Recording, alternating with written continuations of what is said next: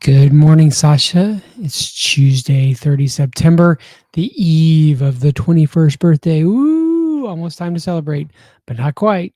One more day. Anyway, wish we could be there celebrating with you. But today I'm just going to talk a little bit about some quiet times I've been having in Jeremiah. I've been reading them now for a month and a half or so. I'm on like chapter 40 something, and an interesting life of a prophet, someone who's speaking to the people on behalf of God, to kind of tell them, this is what God says.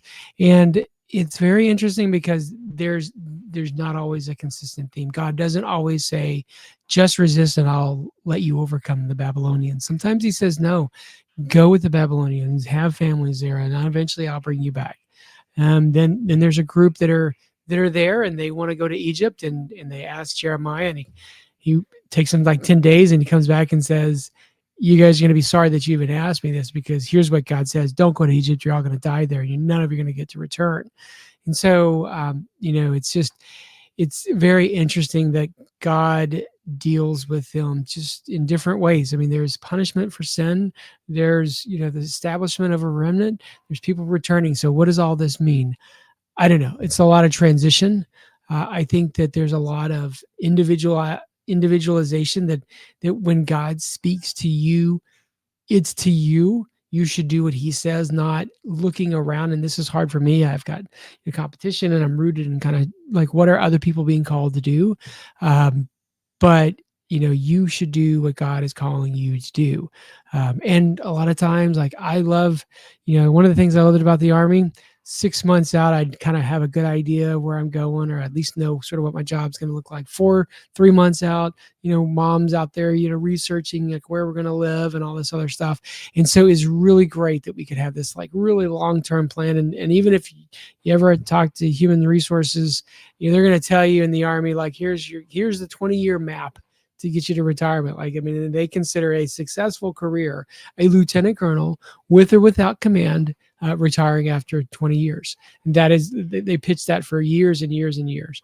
That was what they thought a successful career was. And so, you could look at that timeline. Here's when I should be hitting, company command, and here's when I should be doing some kind of, broadening, and then here's when I should be going to CGSC, or I guess it's ILE now, and be a battalion XO/battalion S3. Here's the window for. I mean, they just had everything sort of mapped out. I mean, and so you could, like, on a spreadsheet, you could lay out, here's what the next 15, 20 years. In fact, I did that, and I would have other people do that, not in a, not to kind of control it, but to have people think things through. Like, hey, what are your ages of your kids? I had spreadsheets where, Sasha's going to be at this age, and Braden is going to be at this age. And, again, I love all that sort of predictability. And I just feel like, at least right now in my life, that's not there. As you know, that my contract ended on the 18th of September, and I'm still an employee of Accenture, but I'm on leave because I don't have a contract to go to. I've interviewed for a few. One I know I didn't get. A couple others, potentials that are out there. So we don't know what's up, and it's a little unsettling because what will happen if I don't get another contract? Well, I have already put in some applications with other companies. I mean, there's lots of other job opportunities out there, et cetera.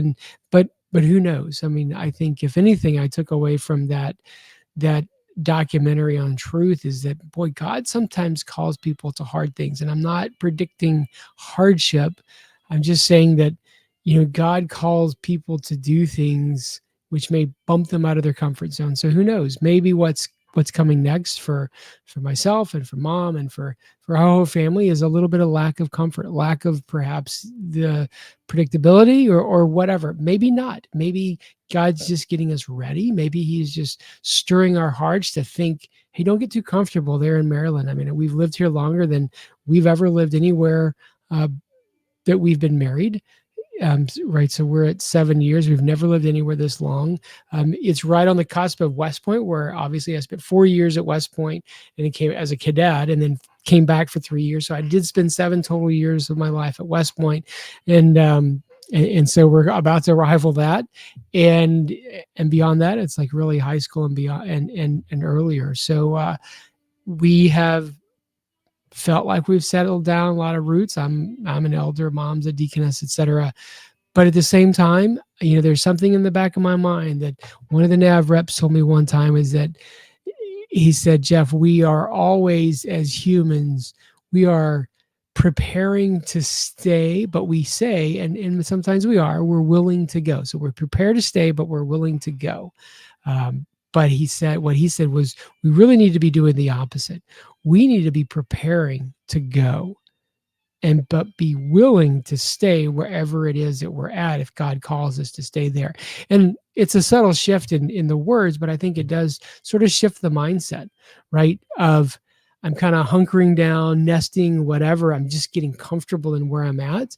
To, hey, listen, I should never get comfortable where I'm at, because God is a God of change. I mean, if you look at throughout Jeremiah's life, like what he's prophesying, who he's prophesying to, it is changing. And so I think that you see transition as being somewhat constant in a lot of people's life. And, with you going into the military, however long you choose to stay, that's going to be a theme of transition. You're going to go somewhere for probably about 3 years per assignment. Within that assignment, you'll likely have 2, maybe 3, possibly more jobs while you're there. I would say the higher rank you go, the more you stay in a job longer. So when you're a second lieutenant, like platoon leadership, like I was in one platoon for 3 months, a different platoon for about 8 months, and then a different platoon for like about 16 months, 16 to 18 months. And then I was a company XO. And then I moved from that, we PCS, I was a company commander, et cetera. Now, once like say I got to NATO, I had 2 jobs there. That was not really intended. It was supposed to be 3 years in one job, and it just happened to change. We got to Joint Base Lewis McChord. I had the same exact job all 3 years. I did have that quick stint over to Afghanistan and back, so that broke it up a little bit. But by and large, I basically had the same job. And then I spent almost 4 years the Corps of Engineers having the same job. Those were unusual. Again, I think as the higher you go, you may be a little more, you may have a job for a little bit longer. But again, transition is going to be kind of a part of your life, at least for a while. I would say just don't hate on that, right? Embrace it, enjoy it, like make appropriate decisions. Like don't buy the thing that keeps you like, I always felt like buying a house kind of anchored you somewhere. And I know you can rent it and that kind of thing, but at the same time, not getting attached to anything, not getting attached to stuff, because, when we moved to Italy, we put a bunch of stuff into storage and we didn't see it for 3 years. And so, again, trying to keep yourself light and nimble and able to move, I think is a good mindset. I would say the more kids we had, the more stuff we collected, the more furniture Gaga and Papa gave us, the more that we actually bought to kind of the more sort of like settling we got. And I would say we're obviously the most settled we've ever been here. But at the same time, I don't know this is where God's going to keep us forever. Mom and I both kind of feel like this is probably not our forever home. But will we always stay here? I don't know. I mean, we have strong ties right now, but God doesn't always say, well, the best thing for us is always to stay where we have strong ties. Sometimes it's the Abraham call. You're going to go, and I'll show you as you're going where I want you to go. That's a little uncomfortable for me personally, just being a little honest here. But I think that's a mindset that we need to embrace. So I know this is a little rambling, but it is a little bit longer than normal.